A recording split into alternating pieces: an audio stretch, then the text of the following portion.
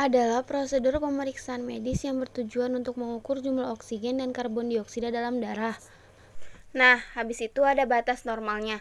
Yang pertama pH 7,35 sampai 7,45. Yang kedua ada PaCO2 dari 45 sampai 35 mmHg dan yang terakhir ada HCO3 dari 22 sampai 26 mmHg.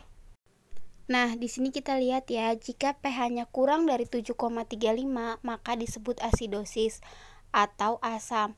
Dan jika 7,45 maka disebut alkalosis yaitu basah. Nah, kenapa di PaCO2 ada terdapat respiratorik? Karena jika PaCO2-nya lebih dari 35 maka disebut respiratorik. Dan kenapa HCO3 disebut metabolik?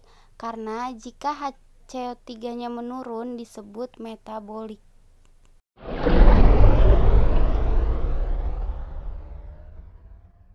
Nah, ini ada soal pertama ya, pH-nya 7, PaCO2-nya 46, HCO3-nya 25.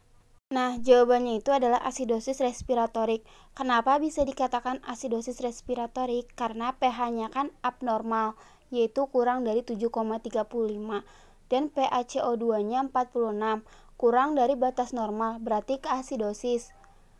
Karena HCO3-nya normal dan yang bermasalah adalah PaCO2, maka jika PaCO2-nya menurun dikatakan respiratorik.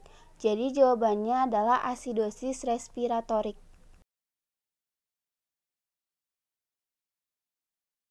Nah, jawabannya itu adalah asidosis metabolik. Kenapa bisa didapatkan asidosis metabolik? Karena di sini pH-nya itu kurang dari normal ya, abnormal. Terus PaCO2-nya normal karena 46. Dan yang bermasalah di sini adalah HCO3 yaitu 28. 28 itu terlalu lebih dari 26 batas normalnya, maka disebut metabolik. Nah, jawabannya adalah alkalosis respiratorik.